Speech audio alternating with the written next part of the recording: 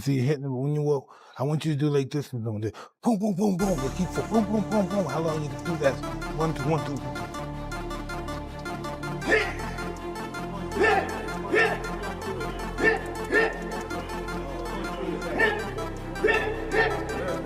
Jake Paul, I think when he weighed in for Mike Tyson, was 227 pounds.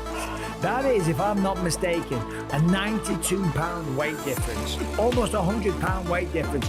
It's insane. That is called one thing. That's called being a bully. Gervonta "Tank" Davis and Mike Tyson recently joined forces for a brutal high-energy training session ahead of Tank's blockbuster showdown with Jake Paul. The gym crackled with intensity as Tyson passed down his trademark ferocity and precision.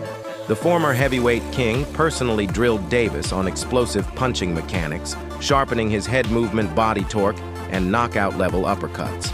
Witnesses described the session as electric, saying Tank looked sharper and more lethal than ever, channeling Tyson's signature aggression and speed. Under Tyson's mentorship, Davis now appears more dangerous than at any point in his career heading into the Jake Paul clash. Are there any considerations when you're moving your head, like you're trying to get your head out of the center line? No, well, you want to get out of the center, but the objective for him to throw the punch is so you can counter. And if you throw the punch here, you count here, here, and you're still outside. Yeah, absolutely, that makes sense. So you want them to miss, and when they miss, that's your opportunity. Absolutely. Sometimes you can punch while he's punching, you can throw boom at the same time. As he punches, boom, he go down.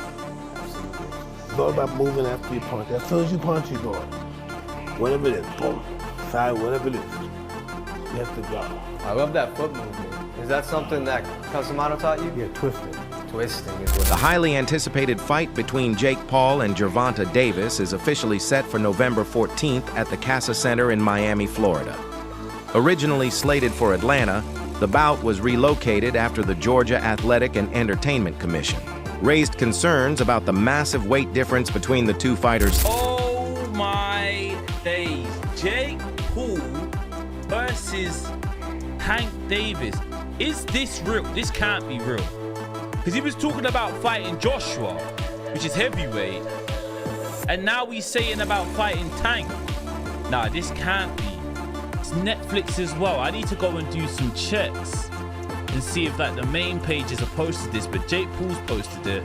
It says Friday, November 14th. It's in Atlanta, State Farm Arena. This is random, though. Having personally shared the ring with Jake Paul, Mike Tyson has cautioned him as he prepares to face Davis. Tyson understands the unpredictable chaos that comes with fighting Paul, but he also recognizes the serious danger posed by someone as explosive and technically skilled as Davis, while Paul boasts size and youth advantages. Tyson warned that Tank's speed timing and one-punch knockout power make him a real threat despite the weight gap. His words suggested Paul might be underestimating the storm heading his way. I think Gervonta Davis is probably the greatest fighter around now, but he's got a tough fight coming up. You know, he's the top dog, there's no doubt about it. He showed that. But Barrio is a pretty good fighter. Last time I saw him fight, he was pretty durable. Yet even as Tyson trained with Davis, he openly admitted Jake Paul's punches carried shocking power. Tyson confessed that after sparring with Paul, his entire body ached for days, a revelation that stunned fans who had dismissed Paul's physicality. Coming from a man who both delivered and absorbed some of boxing's most devastating blows, Tyson's admission wasn't casual praise. It confirmed Paul's strength is very real, not hype, not fabrication. It also underscored his evolution from a YouTuber, dabbling in boxing to a legitimate athlete capable of dishing out serious punishment. No, I don't remember the fight that much. I kind of blanked out a little. Listen, know what I remember? Coming back from the first round. Then the next day I remember Jake is doing some kind of, I don't know, what was he doing at the ring? Oh yeah, little bow at the end, he bowed. That's the last thing I remember. You know, but the day after the fight, right after, the day after, I woke up and told my wife, why did I do that? You know, I don't know, I just don't know what the hell going on. What did you think of Jake's power, man, when you were in there? I don't remember it, but my body was really sore. Yeah, my body, my chest, my stomach and stuff was really full. Fans and analysts have long drawn parallels between Gervonta Davis and Mike Tyson, citing their shared ferocity knockout power and intimidating presence. Yet those comparisons always come with caveats. Davis fights in a completely different weight. Class era and landscape Tyson's legend was built on a savage dominance that defined heavyweight boxing's golden years, while Davis's story unfolds in a more modern, media-driven arena. I mean, I have to ask you, would you ever remake your famous video game? Bring it to the next generation consoles, my friend? Hey, I'm just happy to be alive. What about, what do you think about people comparing Tank Davis to you? I mean, what do you think about that? Tank is a great fighter. You think he's a great fighter? But what do you think about them comparing it to you? I mean, you're a legend, my friend. Well, he'll be one too if he keeps fighting. Oh, okay. All right, well, thank you. Okay. Still, Davis himself has resisted being branded as a young Tyson. In interviews, he's quick to clarify the difference. In more of a boxer-puncher where Tyson was a brawler, he's said. For Davis, Tyson's approach relied more on sheer aggression and intimidation, qualities he respects but doesn't necessarily mirror. Do you feel like you're the mini Mike Tyson? Nah. What do you call your style? I don't know. I think I'm a boxer puncher. What was Mike Tyson? He was a brawler. Brawl means more than one person. Brawler. Like somebody that's like. So he knocked people out real quick. You knock people out real quick. Yeah, but I can knock you out like. So you saying that you can knock him out faster than Mike Tyson, right? If it was a challenge? No, I'm not saying that. I'm saying like Mike Tyson got power and skills. I feel as though like I had like the whole pack. I don't know. When Tyson was asked about the frequent comparisons, his response was brutally honest. He acknowledged a few similarities, but not the ones fans expect. Maybe just getting in trouble with the law. Tyson joked. Other than that, no. The remark, a nod to. Davis' own off-ring controversies showed that Tyson doesn't fully embrace the parallels others insist on drawing. For Tank Davis, a lot of people say he reminds you of them. Does he remind you of yourself? It's a wrap. There we go. I don't know. Maybe just getting in trouble with the law. Other than that, no. Interestingly, Davis hasn't always placed Tyson on a pedestal. After Tyson's loss to Jake Paul, Davis openly questioned why a legend of his stature would step back into the ring just for a payday. He suggested the fight may have damaged rather than honored Tyson's legacy. Ironically, Davis now faces similar scrutiny, accused of chasing spectacle and money by agreeing to fight Jake Paul. The very criticisms he once directed at Tyson now echo back toward him. Do you think that it's fair to call them boxers now? If you talk about the Logan brothers. I think it's okay to call Jake Paul a boxer. The only reason why I say that is because he do be in the gym. He's working on stuff. The fight that he fought Mike Tyson, I don't think he should have fought Mike Tyson. Because of who Mike Tyson is and the age. And he said that he didn't try to knock him out. Yes, you did. You just couldn't get the knockout. And he tried to knock him out. How much money you think they paid Tank? Tank gonna make upwards around 100 million silver. Real talk, so you can't really blame him for taking. Many boxing purists view the Davis-Paul matchup as more entertainment than sport, claiming it sacrifices merit for money. Critics argue that Davis skipped a rightful rematch with Lamont Roach, one fans felt he owed in favor of a lucrative spectacle. At the press conference, Davis snapped back at his detractors, "I don't care what people think, just enjoy the show." His defiance only added fuel to the fire surrounding one of the sport's most polarizing events. Look at this face.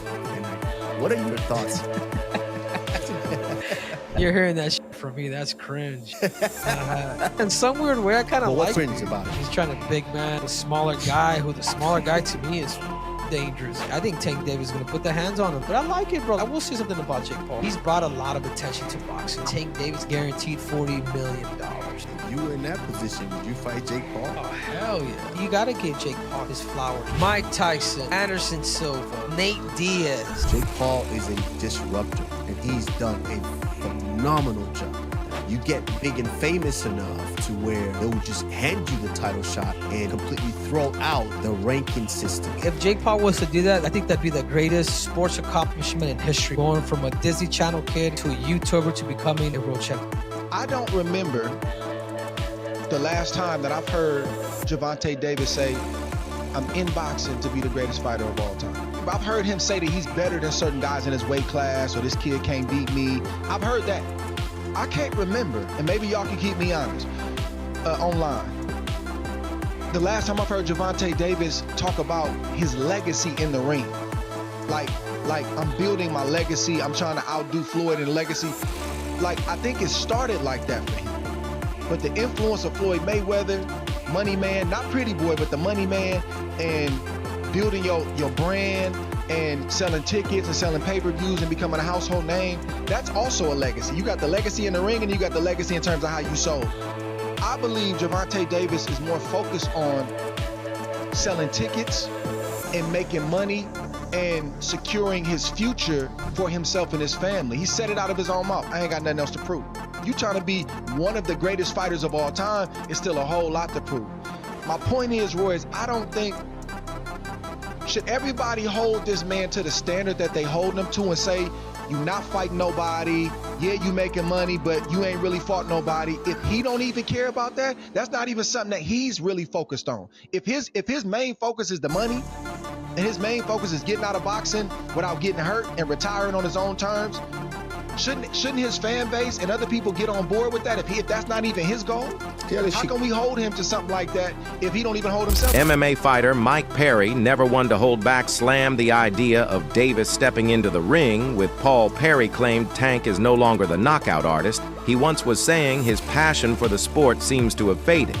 He warned that when a fighter loses that pure hunger, it's nearly impossible to compete against naturally bigger, stronger, and more motivated opponents.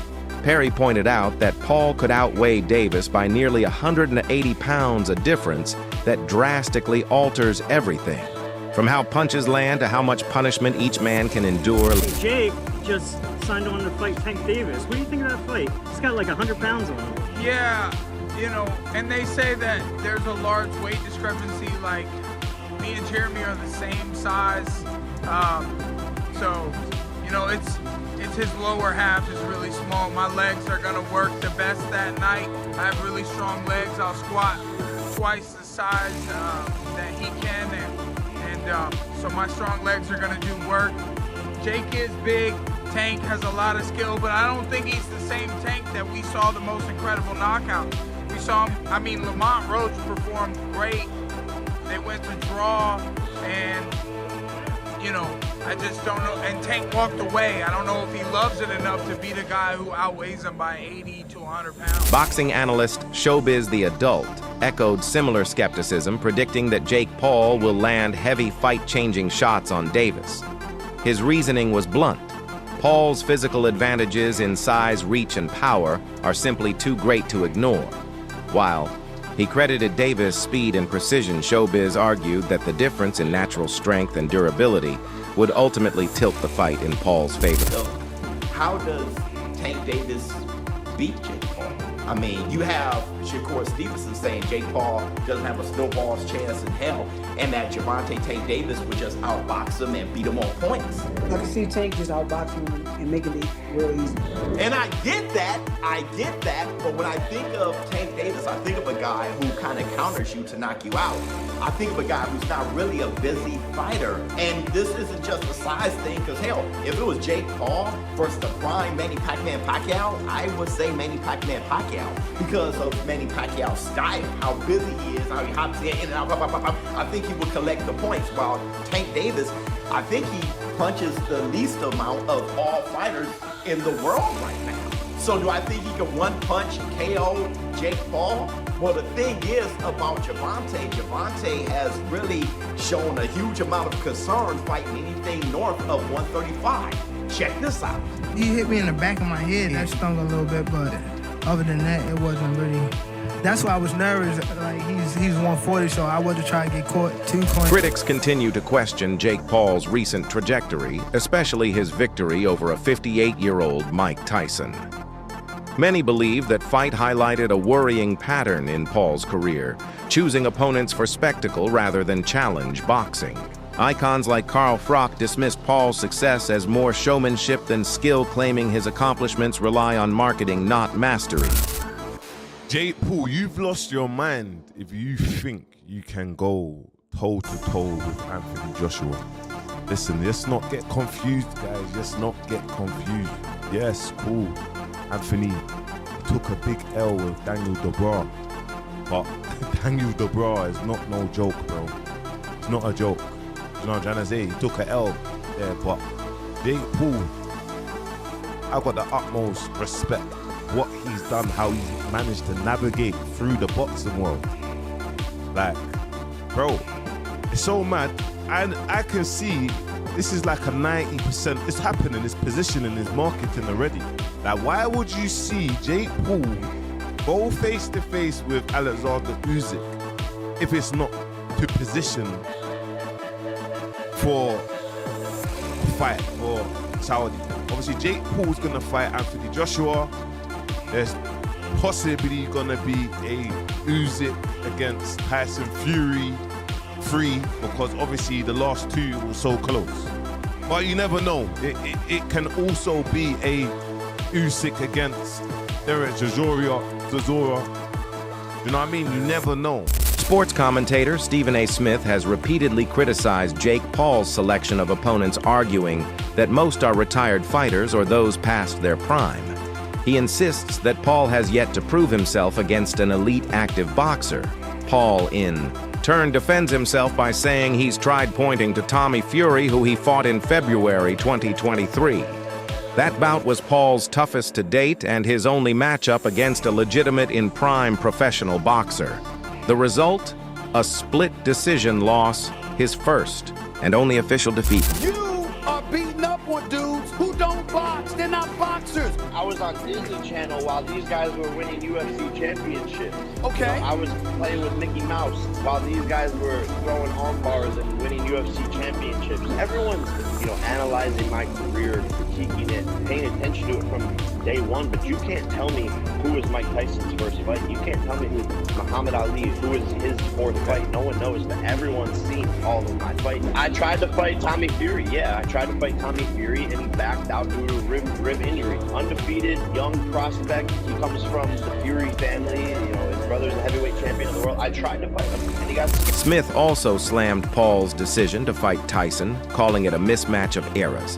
He argued that if Paul truly wants to earn respect, he should face fighters his own age and caliber, not aging legends whose best years are long behind them. Can't buy the hype at this particular moment in time. Now, I'll give Jake Paul credit for this. At least he's in the ring with a boxer. But 57 years old is 57 years old. And 57 years old and formally walking into a UFC fight as an audience member, as a patron with a cane. It's hard to me to believe a year later that you're going to be in any condition to really, really fight. I hope I'm wrong, but I don't know. And if you're Jake Paul, here's what I want to say to you. It's Mike Tyson, that's fine. It's a money fight, I get you. You want to make money. But at some point in time, if you keep telling us that you're taking boxing seriously and you want to be recognized as a big-time boxer / fighter, you're going to have to fight somebody closer to your age, who is a contender at the very least in the sport and who lives with it every single day. Could you please get in the ring with somebody? Pretty please, with sugar on top. I'm interested. What did you think about the fight, Jake Paul? I hate it, and Jake Paul's starting to piss me off. Mike Tyson is 57 years old, man. Jake Paul been training with professional boxing trainers for years. He takes the sport very, very, very seriously. Thank you. So let me ask you, this is the question I have, because great kid, great businessman, by the way, amazing kid. I don't know how he does all this, the character and the persona. We keep saying that he doesn't want to be a boxer. He's not a boxer, but then Jake Paul is a boxer. Yeah, exactly. That's my point. Exactly. He's a boxer. He can fight. He can fight. I respect it. So go in there against fighters.